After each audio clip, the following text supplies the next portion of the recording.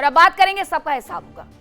वैसे तो पूरी दुनिया की नजर 19 जून यानी करीब 48 घंटे बाद होने वाली शांति डील पर होने वाले हस्ताक्षर पर टिकी है, लेकिन दुनिया की उम्मीदें पूरी होने यानी अमेरिका और ईरान के बीच फाइनल डील पर साइन होने में कई पेच फंसे हुए नजर आ रहे हैं। वैसे तो डील में सीज फायर और हॉर्मुज स्ट्रेट को खोलने पर सहमति बनती दिख रही है, लेकिन जंग के बाद ईरान के पुनर्निर्माण को लेकर के 300 अरब डॉलर के फंड पर अभी भी संशय के बादल मंडरा रहे हैं। और इसके अलावा ट्रंप के इस दावे पर भी बड़े सवाल खड़े हो गए हैं कि ईरान अपना परमाणु कार्यक्रम पूरी तरीके से छोड़ने के लिए तैयार हो गया है। सबसे बड़ी बात यह है कि डील कोई पूर्ण शांति संधि नहीं बल्कि 60 दिनों का एक फ्रेमवर्क समझौता है, यानी कि एमओयू है। ये केवल अंतिम शांति समझौते पर मोहर लगने के लिए अभी 2 महीने का और इंतजार करना होगा, जब तकनीकी वार्ता हो जाएगी। इसके अलावा इस समझौते में एक बड़ा पेच है लेबनान और इजराइल के बीच में जारी तनाव, क्योंकि जहां समझौते को अंतिम रूप देने की कोशिशें की जा रही हैं, वहीं लेबनान पर अभी भी इजराइल के हमले लगातार जारी हैं। और शांति समझौते को लेकर के ईरान के भीतर भी सरकार और जनता के बीच बड़ा मतभेद भी नजर आ रहा है। डील पर साइन होने से पहले ट्रंप ने फिर से बयान देने शुरू कर दिए हैं, जैसे डील पर ग्रहण लग सकते हैं। ये जो आप तस्वीरें देख रहे हैं, ये फ्रांस की हैं, जहां पर G7 शिखर सम्मेलन का आयोजन किया गया है। और यहां पर अमेरिकी राष्ट्रपति डोनाल्ड ट्रंप ने फिर से ऐसा बयान दिया और संकेत दिया कि ईरान युद्ध को समाप्त करने के लिए हुआ समझौता अभी अंतिम रूप में आया नहीं है। इस मंच की अपने आप में एक अलग रेपुटेशन है, और अगर यहां से यह बयान दिया गया है तो डोनाल्ड ट्रंप पलटेंगे नहीं, वरना डोनाल्ड ट्रंप की रेपुटेशन पर अब बात आएगी। इस मंच से उन्होंने यह तक कह दिया है कि उन्हें यह समझौता पसंद नहीं आया है, तेहरान ने ठीक से व्यवहार नहीं किया, और यह भी कहा कि अगर तेहरान ने ठीक से व्यवहार नहीं किया तो वो ईरान पर फिर से बमबारी करने के लिए पूरी तरीके से तैयार है। इसीलिए फाइनल डील में कई सारे पेच फंसते हुए नजर आ रहे हैं, क्योंकि फाइनल डील से पहले डोनाल्ड ट्रंप का यह विस्फोटक बयान आया है कि समझौता पसंद नहीं आया मुझे, तो मैं फिर से बमबारी करने के लिए पूरे तरीके से तैयार हूं। और 300 बिलियन डॉलर फंड पर पूरा मामला फंसा हुआ है, जिसे एक एक करके स्पष्ट किया जा रहा है डोनाल्ड ट्रंप की तरफ से और साथ ही साथ जेडी वेंस की तरफ से।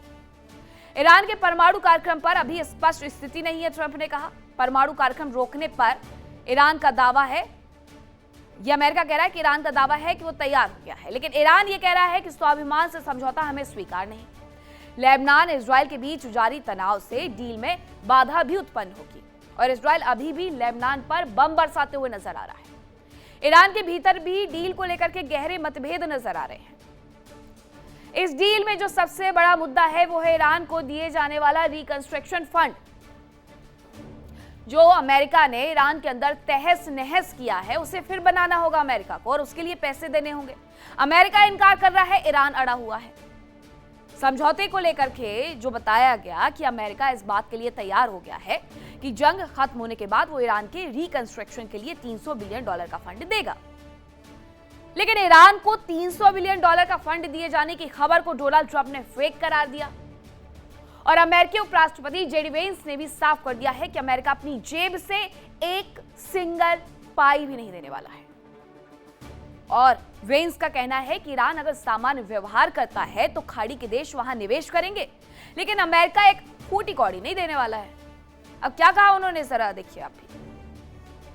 What we have said is, again, that if the Iranians are behaving like a normal country, and if they make their country investable, then the Gulf Arab states are going to may decide to invest in that country, invest in their infrastructure, invest in their incredible resources. But I think it's important, not a single dime of that money comes from the United States. अब जानकार ये बता रहे हैं कि इसके पीछे भी ट्रंप की अपनी चाल है। अमेरिका एक तरफ खुद को शांति दूत के तौर पर पेश कर रहा है, और दूसरी तरफ आर्थिक जिम्मेदारी अपने ऊपर लेने से बच रहा है। अमेरिका की कोशिश ये दिखाने की है कि अगर खाड़ी देशों को क्षेत्रीय स्थिरता चाहिए, तेल व्यापार के लिए हॉर्मुज को खुला रखना है, तो कीमत उन्हें इसकी चुकानी होगी। लेकिन एक्सपर्ट्स कहते हैं कि अमेरिका को इस रणनीति में कई सारे फायदे नजर आ रहे हैं। पहला, अगर खाड़ी देशों से पैसा आता है तो अमेरिकी अर्थव्यवस्था पर कोई अतिरिक्त बोझ नहीं पड़ेगा। दूसरा ये कि अमेरिका खुद को मध्य पूर्व में शांति स्थापित करने वाले देश के रूप में पेश कर सकेगा। और 8 देशों में शांति करवाने वाले डोनाल्ड ट्रंप इस डील को भी यही कह देंगे कि मैंने 9वें देश में ही शांति करवाई है, चाहे भले ही आग उन्होंने ही लगाई थी। तीसरा ये कि इंफ्रा डेवलपमेंट करने के रास्ते अमेरिका और पश्चिमी कंपनियों को ईरान के बाजार में प्रवेश का मौका मिल जाएगा। 48 घंटे बेहद नाजुक स्थिति है, इसीलिए इस डील को लेकर के कई सारे कयास लगने शुरू हो गए हैं कि यह डील होगी भी या नहीं होगी। इसी पर करेंगे चर्चा की शुरुआत, लेकिन उसके पहले एक रिपोर्ट देखिए।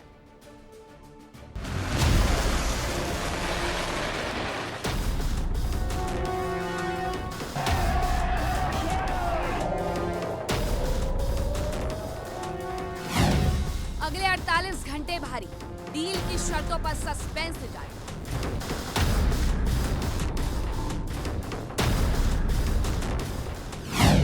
$300 बिलियन का फंड, ट्रंप भरेंगे जंग का दंड।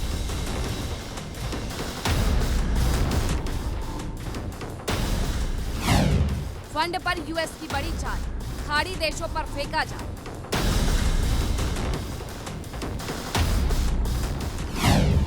जेडी वेंस ने खरी खरी सुनाई, यूएस नहीं देगा एक बार। But I think it's important, not a single dime of that money comes from the United States. Lebanon पर हमला जारी, डील पर पड़ सकता है भारी।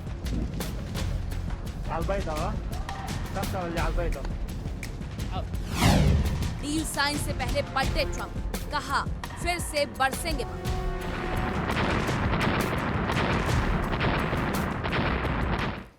और चर्चा की शुरुआत करूं, लेकिन उसके पहले सवाल ये है कि क्या फाइनल डील साइन होगी, और होगी भी तो बुनियादी मसले के हल के बिना ये डील आखिरकार कितने दिनों तक टिक पाएगी। चर्चा की शुरुआत करेंगे। कौन कौन से मेहमान मेरे साथ जुड़े हैं आपका परिचय करवाती हूँ। मेरे साथ जुड़े हैं मेजर जनरल अनुज माथुर, रक्षा विशेषज्ञ, कर्नल संजीत सिरोही, रक्षा विशेषज्ञ, दामोदर सिंह, भू राजनीतिक विश्लेषक है, रोहित शर्मा, विदेश मामलों के जानकार, और भरत बराई, चेयरमैन है USICF के, शिकागो से हमारे साथ जुड़ रहे हैं। सबसे पहले भरत जी, आप ही से मेरा सवाल होगा कि अमेरिका इस डील को कैरी ऑन कर पाएगा, या फिर 2 दिन बाद साइन होने के बाद 2 दिन फिर बीतेंगे और हमला कर देगा? यहां तक पहुंचेगा भी अमेरिका?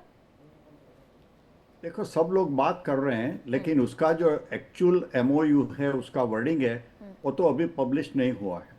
तो ये सब स्पेकुलेशन है। कोई लीक इधर से सऊदी अरेबिया से होती है, कोई लीक अमेरिका से होती है, कोई लीक ईरान से होती है, लेकिन एक्चुअल वर्डिंग तो अभी तो पब्लिश हुआ नहीं है। दूसरा, मैं आपको बता सकता हूँ कि अमेरिका में भी ये नाराज़गी है, स्पेशली ईरान के प्रति। तो ईरान को एक भी पैसा अमेरिकन टैक्स पेयर से देने का बिल्कुल विरोध होगा, डेमोक्रेट और रिपब्लिकन।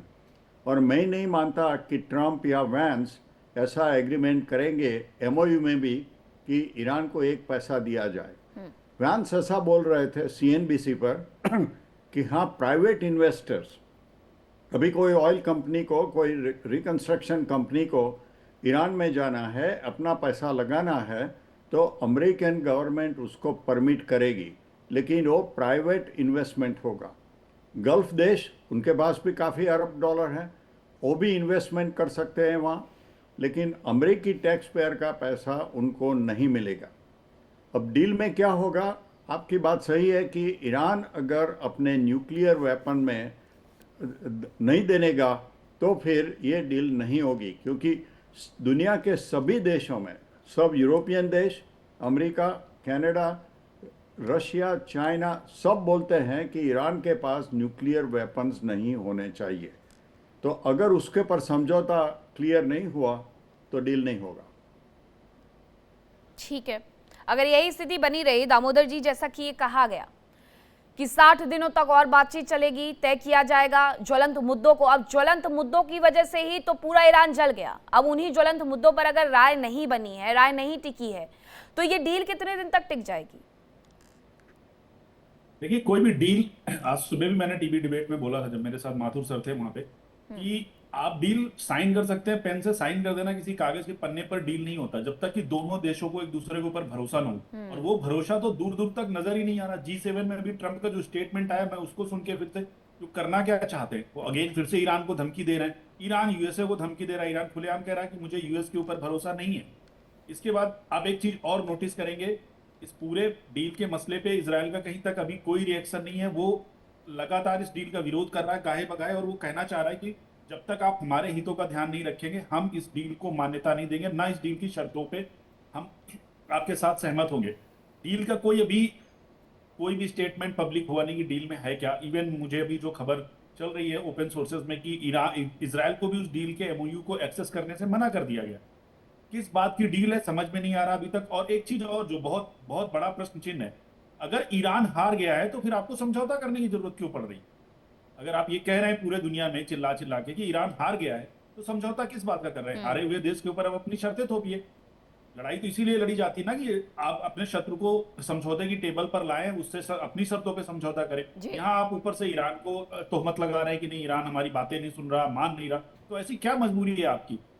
कहीं ना कहीं यूएस में जो प्रेशर है ट्रंप के ऊपर वो साफ दिखाई देता है। उनके मिड टर्म इलेक्शंस हो या उनके ऊपर जो यूएस की जनता ऊपर से खफा है ट्रंप से, और कहीं ना कहीं बिजनेस जितने प्रभावित हुए हैं, ना तो आपके साथ नाटो आया, ना तो कोई यूरोपियन कंट्री आपके साथ इस लड़ाई में खुल के खड़ा हुआ। इवन आपका जो सबसे बड़ा अलाई है यूके, उसने भी आपको सरेआम मुंह पे मना कर दिया कि इस लड़ाई में हम आपके साथ नहीं है, अपने बेसिस तक देने से मना कर दिए।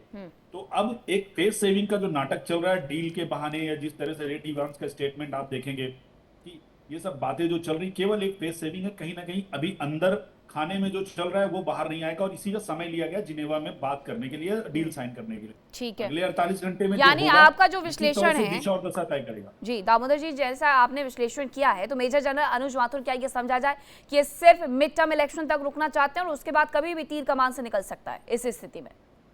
जय हिंद मीनाक्षी। देखिए, जहां तक ट्रंप का सवाल है, वो क्या उनका असली मायने वाला स्टेटमेंट है, और क्या स्टेटमेंट वो सिर्फ एक साइकोलॉजिकल एक वॉरफेयर ऑफ सॉर्ट्स की तरह से उस एक सोची समझी रणनीति के लिहाज से स्टेटमेंट दे रहे हैं।